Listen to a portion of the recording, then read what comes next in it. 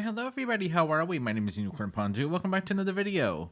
And of course Chantal uploaded another video with her eating sushi, which is kind of weird because that's the only thing I've been making for myself for dinner for the past like week or so. It's really not that hard. Highly recommend. I've been eating nothing but sushi for the past week or so. I've been using I think it's a California roll. I don't know.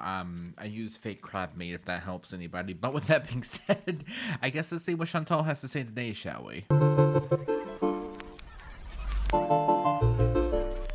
Hello, foodie beauties. Hello guys, welcome back to another video. Today I have something amazing. Let's set this up. Ooh, yeah. Sushi! But not just sushi today.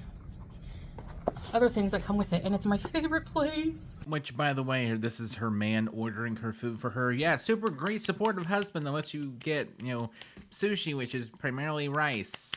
Great job, and also I would definitely learn how to make it by yourself. To be honest with you, it's not that hard. Really good.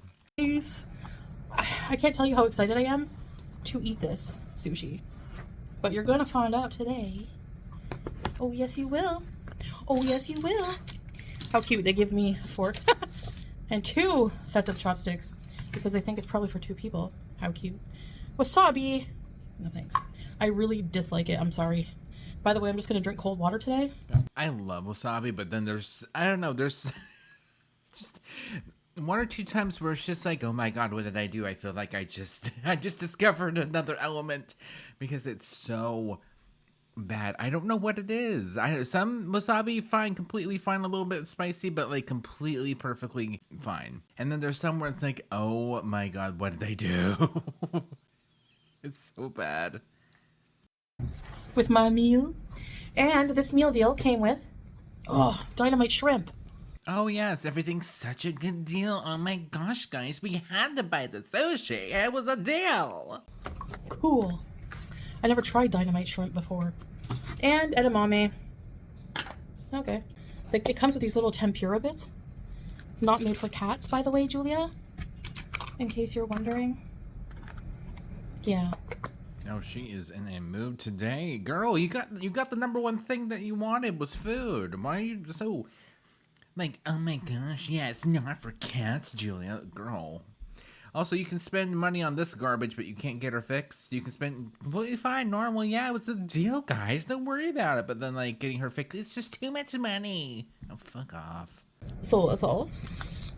I have a jar of soy sauce, but it doesn't taste the same as, like, sushi restaurant one. I don't know why. Okay, and the shrimps are off of my sushi. Why? Bismillah. Let's try the dynamite shrimp because I seriously am craving it. I was craving Chinese food, but edamame, let's try one of these first. Too healthy. Alright, dynamite shrimp. I think it's like a spicy sauce, like deep fried shrimp with spicy sauce. Beauty bite!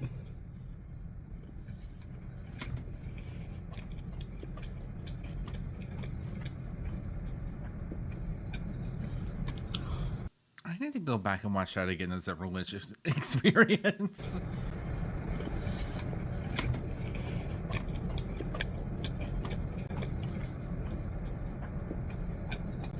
Girlie, what were you expecting it to be? Like Cool Ranch shrimp? Like, girl, it's dynamite for a reason. I've also had it at Panda Express. It's really good, but who lord?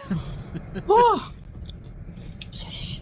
And also, I love spice and I love flavor. I love it. I love spice. I love it. It just doesn't like me back, unfortunately. I love it though. It's really heartbreaking. That is so good. Those of you watching for the food, I guess I should describe the sushi. So it has white soy wrapping, not the seaweed, not the nori. I don't like nori. Oh. This is rock shrimp maki, so it has the white nori, the white wrapping. Cucumber, carrot, tempura bits, their special spicy mayo sauce, and shrimp tempura. And this one is volcano maki. Same thing, same wrapping. Tempura, crab, and like carrots and so, I don't know. I don't even know what's in it. But anyway, something like that. They taste very similar. That's why I can eat so much of this sushi, because of the lack of nori. In Canada, when I would go to the all-you-can-eat sushi place I always frequented, when I would have a sushi, I would have to have a craving for it, because I find the nori very fishy tasting and strong.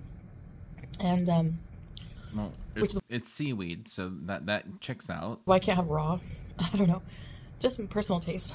Which I've never tried raw sushi before, but I'm of course my white sense just like, oh my gosh, California roll sounds really good right now. It's pretty much what I've been making. I could only eat a certain amount of sushi from there, because after a while I would get like a bit of ick. Dynamite shrimp. I should have got this a while ago. It's so good. If I went to Japan, I'd be willing to try more things, I'm sure.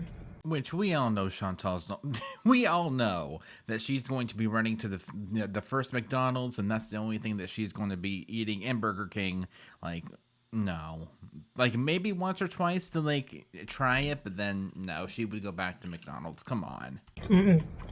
Not if, when I go to Japan. When we go to Japan. I would love to. Then, God willing, I want to go. I don't know. I think I figured out what my problem is. Oh, this is gonna be rich. Please indulge us, Chantal. What is your problem? Well, which one of them at least? I think I have a bit of agoraphobia, though I'm not sure, like, because when I look up agoraphobia, I don't like the squelching sound this makes coming out of the pod. Yep, this is great content that everybody on the internet's stealing. How dare other people cover this? Oh no, a complete national travesty that people cover this content. I can't believe it. Oh no. Agoraphobia. It's like, basically, they call it a severe irrational fear of leaving a comfortable, safe spot, like your home, because you're afraid of something bad happening. To me, I'm a little bit afraid of becoming too uncomfortable, like with the heat, or going somewhere walking where it's like a huge walk, like miles and miles, and there's no benches. I don't know, which is irrational, only because, well, it could happen. But I try to make sure I know where I'm going, like the conditions, if there's proper seating, because I can walk. Like when we went to that huge mall, Alcatraz Mall, I didn't sit down that much, but I did sit a few times, even if I just sit for like 2-3 minutes or 5 minutes, you know, max. No, I still don't know how to hold chopsticks. But I refuse to eat sushi with a fork. Which, I mean, it's better than nothing, and she's actually using them. I mean, props, I guess. I mean, it's a lot better than some people. So yeah, even a few minutes, it does the trick. I would be okay, as long as I have comfortable footwear, a backpack with waters. But the summer here, that's the only problem too. So I've just been sticking to swimming. I don't like film every time I swim, because like it's probably going to be boring for you guys at some point. Oh, girly, if you think that's boring, how do you think your whole entire channel is at this point? When we go outside, it's like, wow, it's water. Oh my gosh, wow, it's a wall. Ooh. With the swimming pool, I don't have to leave the compound. But yeah, I'm just like going through a phase, and I go through these sometimes, where I'm just like, I don't want to leave. I don't want to go out. I don't want to do anything. And I don't think it's like depression in this case, because I don't feel depressed right now. I feel good, you know? I don't know. It's weird. Hey! I hate when sushi falls apart. Let's see if we can fix it. I'll give you a lot of shrimp. If I had to pick a snack, I would not pick edamame. It was under like the snack section. They are good. They're not gross, but they don't trigger a pleasure response in the brain at all. Not every sort of food's supposed to. You're welcome. Whatsoever. They have a lot of estrogen, don't they? Soybeans. Oh, I'm menopausal, so that's a good thing. I'm weird, I know. Anyway, and I know you're thinking, so how are you going to travel if you claim to be agoraphobic and can't leave your house? I mean, there are people with severe cases who haven't left their house in years. I get that. But like I don't know if it's like a mild case or an occasional thing. I don't know. But like, the thing is, before going to Thailand, I had the same problem. And then it wore off, and I was craving to go out. And then I was fine in Thailand for a while, but we were there for like a month and a half. Which, is there any reason why you were there for that long? No reason, just wanted to, didn't want to come back home, even though you were obviously like homesick for a month and a half to a place to where like you guys don't live. And first time visiting for a month and a half, that just seems like kind of excessive to me, and still weird and still suspicious. And at some point, I got that feeling again, like I don't want to leave the hotel. I mean, honestly, if I was there for a month and a half, I mean, can't really say I blame her because it's just like, it's wonderful, it's great, but just like, you can't really go out and do everything all at once every single day, and like you have to rest at some point. It was like an irrational fear because I was thinking, what if I go out and I die? Like, I have less likelihood of passing away staying inside. I'm able to talk myself out of it a lot, but it's hard to do sometimes. But like, especially in a foreign country, especially like somewhere like Thailand, it's so crowded. Oh, it's so crowded. Any time of day. And I know Japan would be like the ultimate challenge for me because I get such bad anxiety. I could see myself having an anxiety attack if I don't check myself in like somewhere like Japan. Everything is like, I feel I'm very claustrophobic. And that goes for like, obviously, some countries, just looking at how busy they are, how many buildings. Yeah, I don't think that she would last very long in Japan, unfortunately. Sorry. Claustrophobic.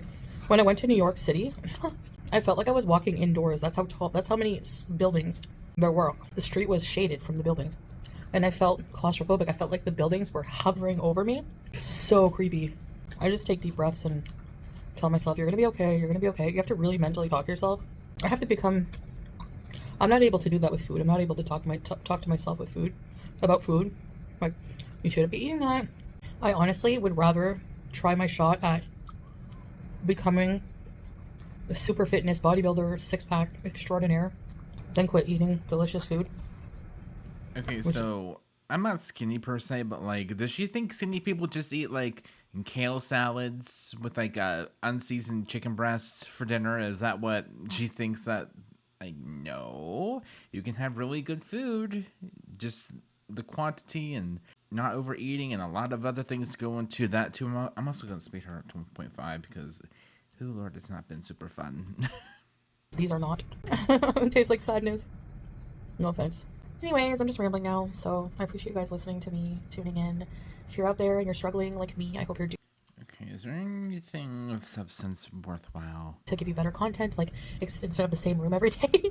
But for now, this room is like my comfort place. And okay, so no. So what? With that being said, thank you guys so much for watching, and I guess I'll see you guys in the next one. Bye.